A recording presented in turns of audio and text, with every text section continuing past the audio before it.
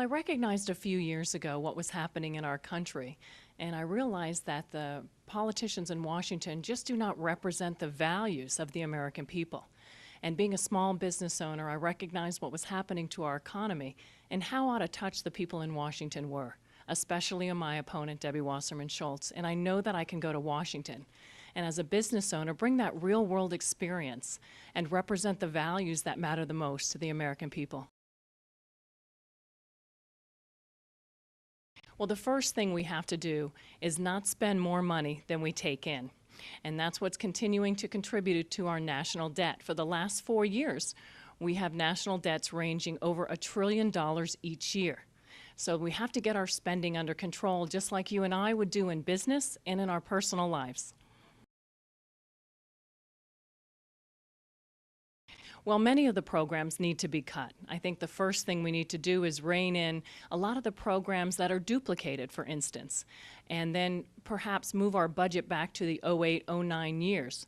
But we also have to look at many different issues that are really driving the debt, short-term and long-term, like our entitlement programs, and really know how to secure those for the future, Social Security, Medicare, and have a good plan moving forward. So we're going to have to address those issues, but definitely start with the number one thing of not spending more money than we take in.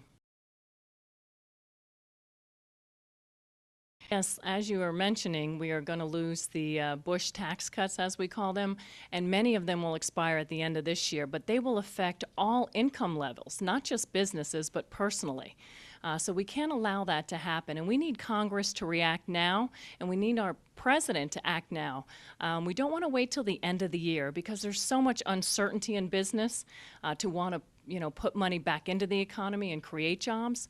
And if we wait till the end of the year, once again, it's going to be too late to add to next year, because we need to know in advance. Businesses and families, we plan in advance for our investments and our business.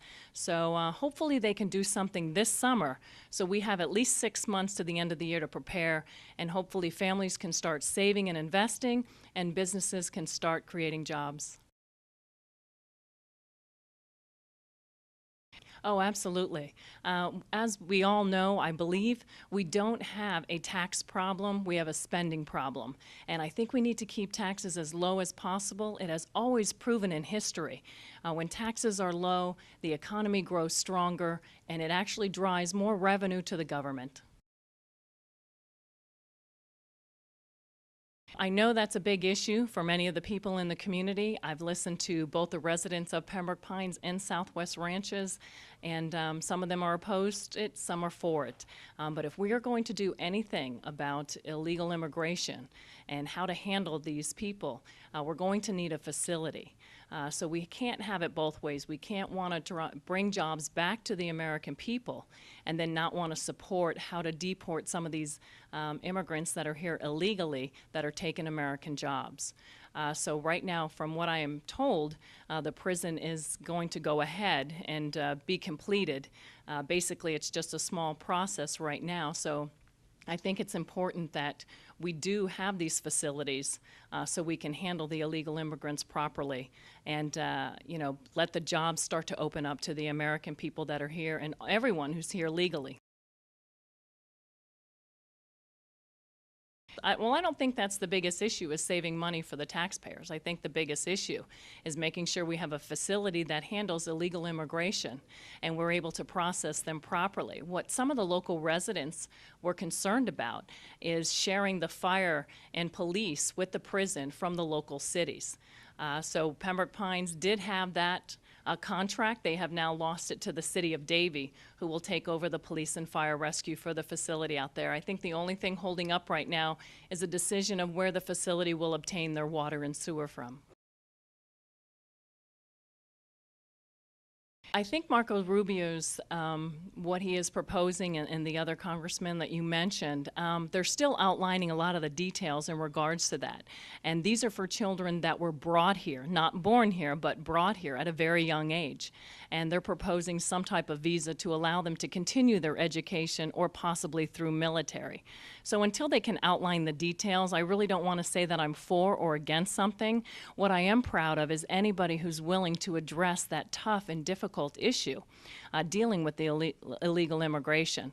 But I do not support a pathway to amnesty for those that have broken the law. I think we have laws on the books that need to be enforced.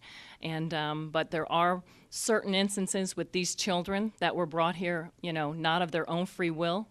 So we are going to have to decide on what we are going to do with them, and I am proud of those that are willing to go out there. But until the issue is fully outlined in regards to how it's going to be done, I can't really speak on being for or against it. Absolutely. I mean, I think we have the right in this country, or, to be able to ask somebody for proper identification to know that they're in this country properly. So absolutely, I think she's doing the right thing, because her job as governor is to protect the citizens of her states. And she's not creating any new laws. She's only enforcing the ones that are on the books. So it's very disappointing that together the states cannot seem to work with the federal government in order to come together to make a plan to move forward and keep the American citizens safe, especially in Arizona, where the drug cartel is bleeding over into the state.